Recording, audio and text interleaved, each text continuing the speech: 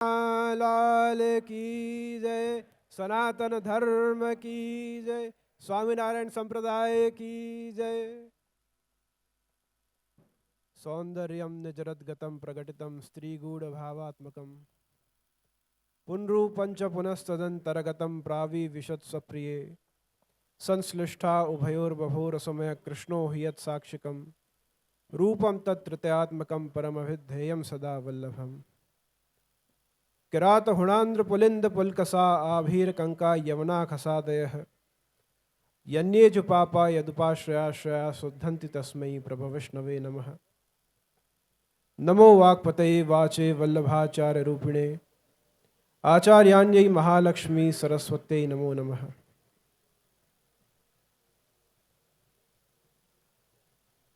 આજે સૂર્યનગરીમાં જ્યારે આ ભવ્ય દિવ્ય શાકોત્સવ મહોત્સવ થઈ રહ્યો છે ત્યારે અત્રે બિરાજમાન જેમની અધ્યક્ષતામાં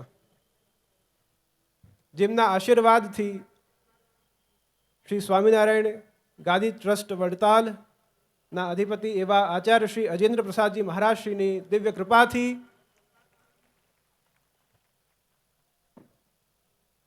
અને જેમના દિવ્ય સાનિધ્યમાં પૂજ્ય શ્રી આચાર્ય શ્રી નૃગેન્દ્ર પ્રસાદજી મહારાજ શ્રી ભાવિ જે આચાર્ય છે એમની ઉપસ્થિતિમાં જ્યારે આ દિવ્ય શાકોત્સવ મહોત્સવ થઈ રહ્યો છે ત્યારે શ્રી લક્ષ્મીનારાયણ યુવક મંડળ તથા શ્રી ધર્મકુલ આશ્રિત સત્સંગ સભા સુરત દ્વારા આ ખૂબ સુંદર આયોજન અહીંયા સંભવ થઈ રહ્યો છે।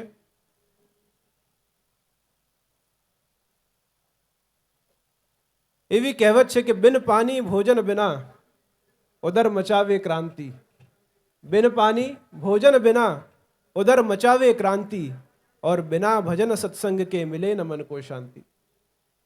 જેમ સત્સંગ વગર મનને શાંતિ નથી મળતી, પણ આજે આનંદની વાત એ છે કે સત્સંગ સાથે બધા પ્રસાદી લેવા પણ એટલા જ આતુર છે। અને જ્યારે એવા રૂડા અવસરે બધા આપણે અહીંયા એકત્રિત થયા છે,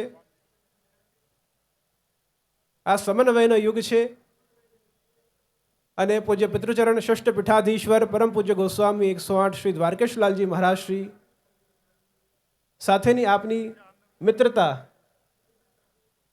અને આત્મીયતાનું ખૂબ સ્મરણ અહીંયા થાય છે। જ્યારે પિતૃચરણ સાથે વાર્તાલાપ થયું તો મારી ખાસ યાદ કહેજો લાલજી મહારાજને અને આચાર્યશ્રીને। જેમ રાગ ભોગ અને શૃંગારની પરંપરા નો સમન્વય કરી શિક્ષાપત્રીમાં જેમ ઉલ્લેખ કરવામાં આવ્યો છે, ભોગ श्रृंगार यशोदा मैया श्री विठ्ठलनाथ के हाथ को भावे। જે શ્રી વિઠ્ઠલનાથજી શ્રી ગુસાઈજીએ જે રાગ ભોગ શ્રૃંગારની મધુરતા પુષ્ટિ ભક્તિ માર્ગમાં બતાવી છે, અને એટલા જ માટે જે વ્રજભક્તોએ વ્રજમાં શ્રી કૃષ્ણને લાડ લડાવ્યા છે, નંદ ભવનમાં જે કૃષ્ણચંદ્રની સેવા થઈ છે, એનો સમન્વય શ્રી ગુસાઈજી પ્રભુચરણે પુષ્ટિ ભક્તિ માર્ગમાં કર્યો છે। અને જ્યારે પ્રસાદની વાત કરતા હોઈએ છે ત્યારે આચાર્ય ચરણ આજ્ઞા કરે છે કે યજ્ઞો વૈ વિષ્ણુ, કે કૃષ્ણની સેવા કરવી, કૃષ્ણનું સ્મરણ કરવું, સત્સંગ કરવું એ મહાયજ્ઞ છે। અને એ યજ્ઞ ક્યારે સંભવ થાય કે જ્યારે એમાં આહુતિ અપાય, અને આહુતિ આ પ્રસાદની છે। આચાર્ય ચરણ શ્રી વલ્લભાચાર્ય મહાપ્રભુજી જે શ્રી કૃષ્ણના મુખારવિંદ સ્વરૂપ વદનાલભા અવતાર છે, અને એ મુખારવિંદ સ્વરૂપ જ્યારે આપ બિરાજે છે ત્યારે જે પણ સામગ્રી ભોગ આપણે અર્પણ કરીએ છીએ, જેમ યજ્ઞ હોય છે, યજ્ઞ ભોગતા યજ્ઞ કરતા ચતુર્વર્ગ વિશારદ, ભોગતા પણ એ છે અને કરતા પણ એ જ છે। અને એ જ દિવ્ય દર્શન સ્વામિનારાયણ ભગવાનના આ દિવ્ય ચરિત્રમાં થાય છે કે જ્યારે 200 વર્ષ પૂર્વ કરતા પણ એ જ છે અને ભોગતા પણ એ જ છે, પોતે જ બનાવે છે અને પોતે જ પીરસે છે।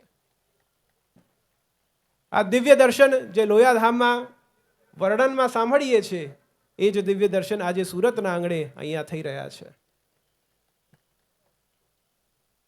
જેમ આપણે પ્રભુને ભોગ અર્પિત કરીએ છીએ, પ્રસાદ અર્પિત કરીએ છીએ,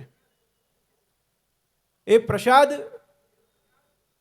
જ્યારે ભોગરૂપી સન્મુખ થાય, સન્મુખ થઈ પ્રભુની દૃષ્ટિ પડે, પ્રભુ એનો સ્વીકાર કરે, પ્રભુ એને આરોગે, અને એ પ્રસાદનું કણીકું પણ જો જીવને મળી જાય તો એના 7 જન્મ ધન્ય થઈ જાય છે. અને એવી જ દિવ્ય પ્રસાદની મહિમા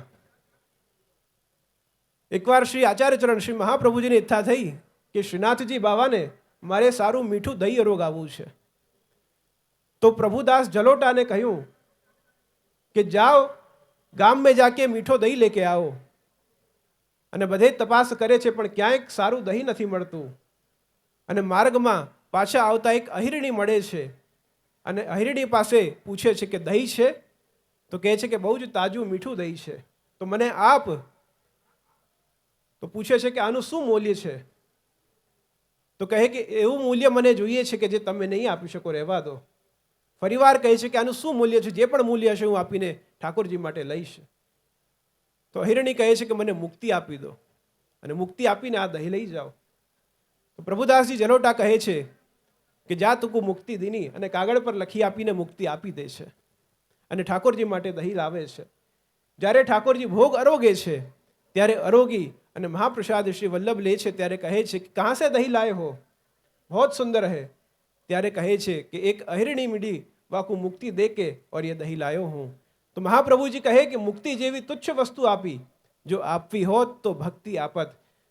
ભક્તિ એ એવી વસ્તુ છે, કારણ કે મુક્તિ કહે ગોપાલ શું કે મેરી મુક્તિ બતાએ, ઓર વ્રજ રજ ઓડ મસ્તક લગે તો મુક્તિ મુક્ત હે જાય. તો ભક્તિની પ્રધાનતા અહીંયા આપે બતાવી છે. ખૂબ આનંદની વાત એ છે કે પરંપરા, સંસ્કાર અને ભક્તિની એ જ મહિમાને લઈને આચાર્ય શ્રી નૃગેન્દ્ર પ્રસાદજી મહારાજ શ્રી ચાલી રહ્યા છે, લાલજી મહારાજ ચાલી રહ્યા છે. અને દેશ વિદેશમાં એ ભક્તિની પરંપરા, એ આધ્યાત્મની પરંપરા આપ લઈને સમગ્ર વિશ્વમાં ચાલી રહ્યા છે. ખૂબ આનંદની વાત છે. જ્યારે મનુષ્ય પાછે 5 મકાર હોય,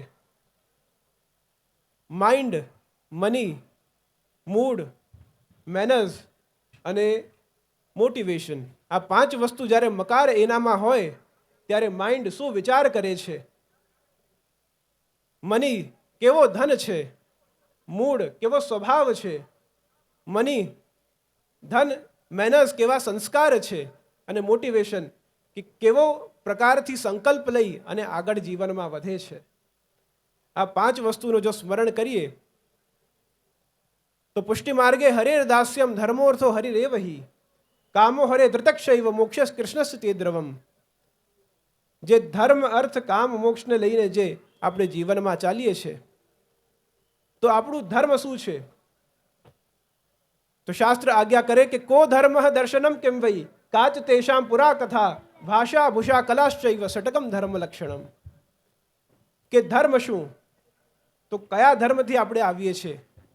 કો ધર્મ દર્શનમ કેમ વૈ, કાચ તેષામ પુરા કથા, એની પૌરાણિક કથા શું છે?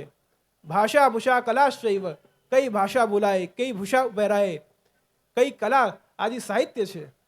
ષટકમ ધર્મ લક્ષણમ, એ ધર્મની લક્ષણ. પરંતુ જો આધ્યાત્મિક દૃષ્ટિથી જોઈએ તો પુષ્ટિ માર્ગે હરેર દાસ્યમ ધર્મોર્થો હરિરેવહી. આપણું ધર્મ શું છે? તો હરિનો દાસ બનીને રહેવો એ આપણો ધર્મ છે. અર્થો હરિરેવહી, અર્થ શું છે? તો આપણો સાચો અર્થ, જા ધન કો મુનિ જપ તપ ખોજત, વેદ હું પાર ન પાયો, વહ ધન ધર્મ હિ તે પાયો. જે વેદ ઋષિ મુનિઓ જે ધર્મને શોધે છે, જે ધનને શોધે છે, એ આપણું ધન કોણ? તો આપણા ઈષ્ટ, એ આપણા ઠાકોરજી આપણું ધન છે. કામો હરે ધૃતક્ષૈવ, અને જ્યારે એ ધનરૂપી ભગવાન આપણાને મળી જાય ત્યારે પછી કોઈ બીજી લૌકિક કામના સંસારમાં રહેતી નથી. અને મોક્ષ કૃષ્ણ તે દ્રવમ, અને જ્યારે કૃષ્ણ મળી જાય પછી મોક્ષની કામના નહીં પરંતુ ભક્તિની કામના આપણે કરવી છે.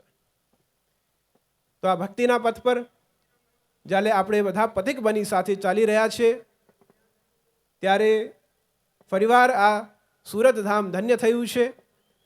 આપણે બધા જ મહાપ્રસાદ લઈ આપણા જીવનને ધન્ય કરીએ અને જે મહાપ્રસાદની મહિમા બંને સંપ્રદાયોમાં બતાવી છે એને અનુસરણ કરી અને આપણા જીવનમાં કૃતાર્થ થઈએ, કૃતજ્ઞતાનો અનુભવ કરીએ, સનાતન ધર્મની સેવા કરીએ, ગૌ માતાની સેવા કરીએ.